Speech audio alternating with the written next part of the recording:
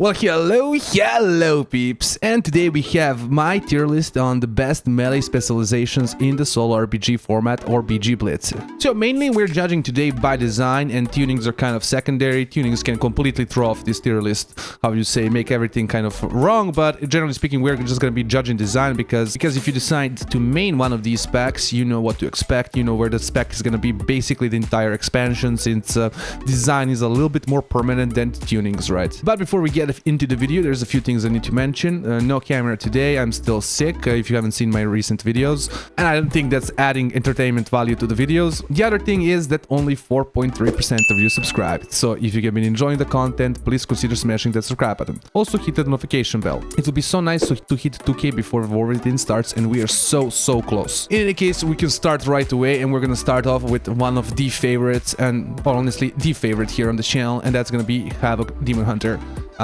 Honestly, if we were talking about this, let's say in Season 3, before some nerfs happened to the CC of the Demon Hunter, I would be clearly putting Demon Hunter in S tier. I still think Demon Hunter is really strong, really great in the Solo RBG environment. It's just that nerf to the CC, I feel like, makes it more of an A tier. It doesn't really allow the class to attack points as a single man, right? 1v1 and capture those points easily without killing the opponent, right? You have to kill your opponent, or you have to do something, right, to actually cap the flag, because you don't have a 5-second CC. You do have a stun, right? It's 5 seconds, but most people are probably gonna be trinketing that for you. Otherwise, Demon Hunter remains to be a great class in the RBG environment, especially if you already enjoy Demon Hunter.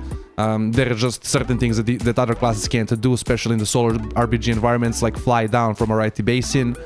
Sure, maybe Walking can do it as well, right? But you get what I mean. Additionally, the mobility is like one of the most insane, just the battleground mobility, especially with the hunt ability. It is just absolutely crazy and absolutely mega fun. But as I've said, I really don't feel like I can put Demon Hunter into S tier, because one of the main things that the S tier classes are gonna have is a way to capture the flags, capture the points without actually even fighting the opponent, while also just being great classes in the Solo RBG environment. Now for two specs that I have been hyping up quite a bit here on the channel, and it's gonna be the Death Knights.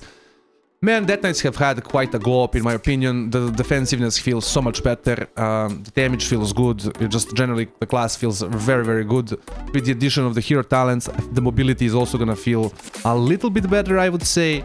So definitely looking good here for the Death Knights. I am gonna place Holy into S tier, Unholy into S tier. I just feel like even without that 5-second CC, what a Death Knight offers to the battleground is just absolutely insane, right? With the Death Grip, the amount of cleave damage you can do with Unholy, just dotting up everybody in the freaking BG, is just insane. And I feel like Unholy, design-wise, just is really amazing, even though it doesn't have like that CC opportunity to get a flag by itself. It is really truly a team fighter, not really a class you want to send on the kind of solo, and probably the only class that I'm gonna put into S tier that is like just a true team fighter, because of the Death Grip. Honestly, the Death Grip cannot be understated. On the other hand, I am gonna put Frost also into A tier with Demon Hunter.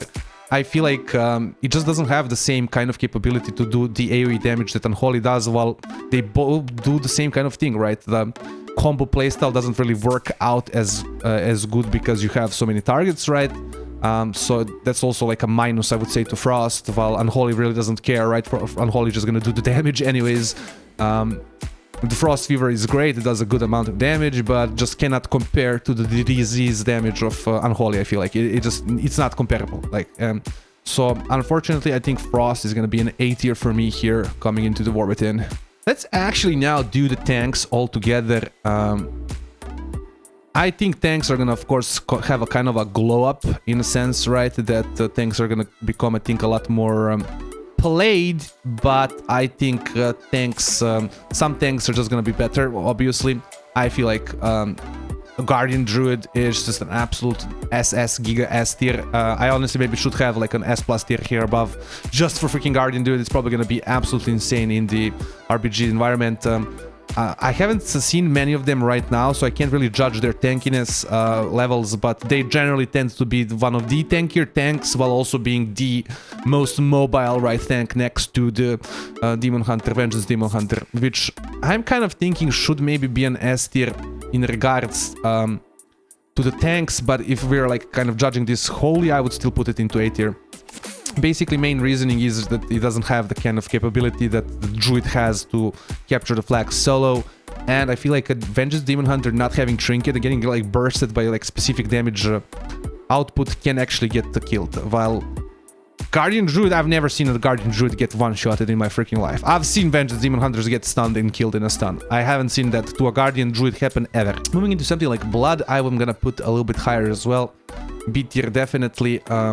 Feel like it's gonna be good for just kind of disruption or a Death Knight team fighter, how would you say.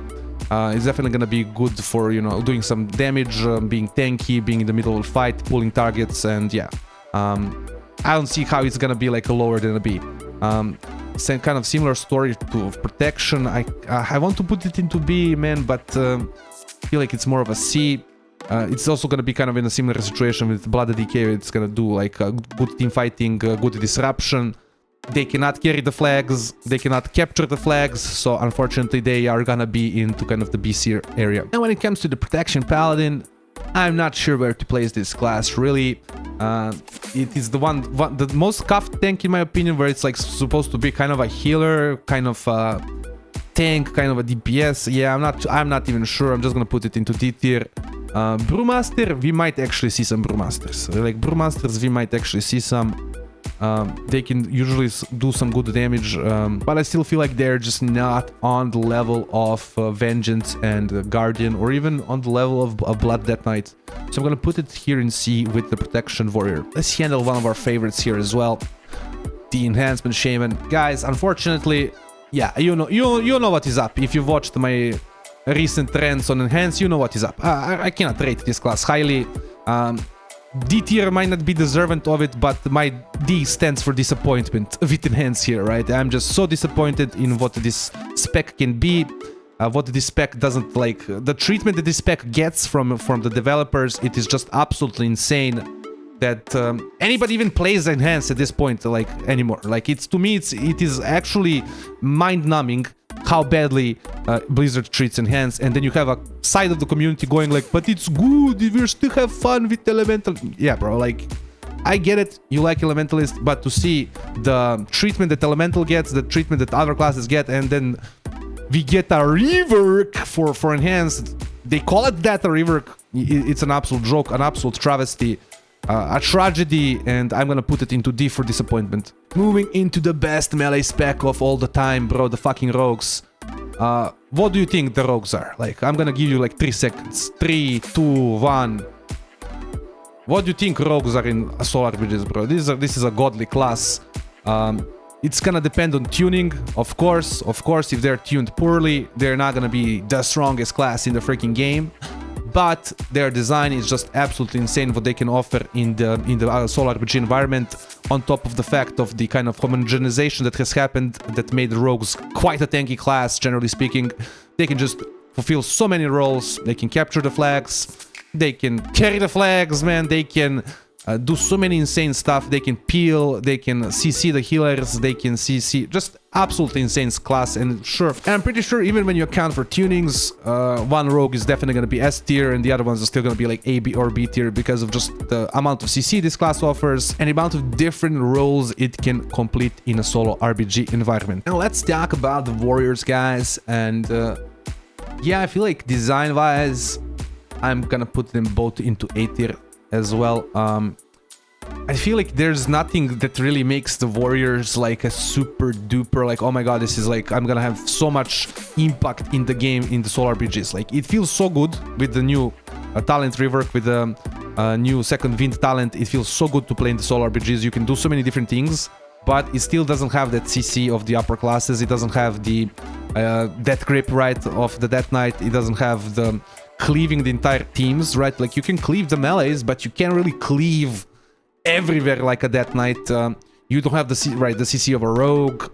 You don't have the mobility over the map and whatnot of a rogue. Kind of with Fury, I guess you can kind of run the flag and whatnot, but yeah, I just feel like they're not, there's nothing that sells me on, like, when I look at Solo RPG environment and I'm like, oh my god, I want to play Fury, bro. Like, yeah, for me, I when I think about Solo RPG environment, my instantaneous thought is gonna be Unholy Death Knight, for me at least, personally. Just Death Knight in general is the first thing that comes to mind. Like, you have so much impact, and the second thing that comes to mind is gonna be a rogue. Like, yeah, it is what it is. Unfortunately, warriors, although I love them, they didn't get like a super high degree. I also can't put them into B tier. I don't feel like they're B tier-ish. They offer a very good team fighter. They can also go to the sides, they can do interesting stuff, so I just feel like they're not deserving of B tier, but also kind of like a low A tier, right? Maybe even, yeah, under Frost DK. Moving into the monk, and honestly, monks are kind of scuffed, like they are kind of tuned in BGs, so they can't really like carry the flags as good, right, as other classes. They can't really do their jumps, so I don't know, they're kind of a weird spot. Their team fighting is gonna be good for sure, but nothing sells me on the monk. Wow, this is gonna be so good for solo RPGs, right? Like, kind of similar story to the arms and fury as well, right? Like, nothing sells me on a monk being like the most insane freaking class in the solo RPG environment. You have some good stuff, you have an AoE stun, you have some new CC, some new stuff, you can like knock up people, but I feel like overall you're just lacking compared to these classes up into the S tier. But I still feel, I don't know, I feel like B tier is not deserving. I'm gonna put it into A. It's also kind of a low A tier, I guess, in my opinion. Nothing really sells me on why monk is gonna be like super good in the solo RPG environment. Definitely gonna have a lot of damage with the celestial conduit of celestials and whatnot, but it's gonna be damage, right? You're just doing a lot of damage. You don't have the best CC. Your CC is on a big cooldown, generally speaking. So yeah, now monks are gonna be great fun in the freaking war within for sure.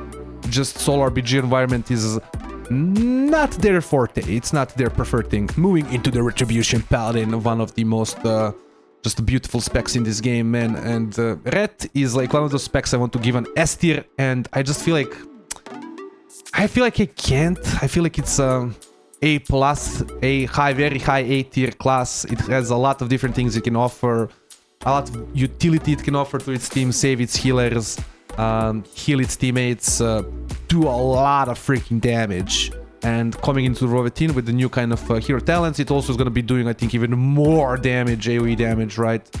So I think Retribution Paladin is going to be looking very good. I just feel like the S tier might be elusive to it. Maybe this is my mistake for starting this tier list without an S plus tier, but yeah, I feel like S tier is gonna be a little bit elusive to it. I'm gonna put it into A here, at the top of A. We can get into the Kitty Druid, and I think Kitty Druid, guys, obviously you saw where I put the rogues, you saw where I put the other Druid, you know it's gonna be there as well. We are speaking design-wise, I don't know how they're gonna tune it. If Kitty Druid is again, Feral Druid is again just tuned badly, it's gonna be of course a C tier or a B tier, but realistically speaking here, the class can do cleave, the class can go single points, right, go 1v1s.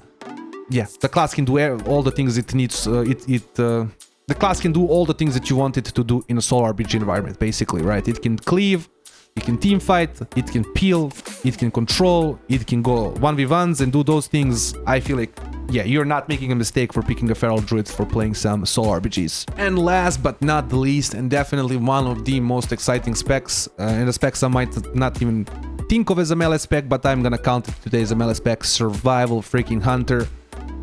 I think Survival is gonna be a lot of fun. We're gonna have to wait a little bit and see, just to kind of fully see how the rework is gonna feel, I feel like, with the hero talents and whatnot, but I feel like there's nothing that makes me think that Survival is not gonna be one of the best classes in the solo RPG environment.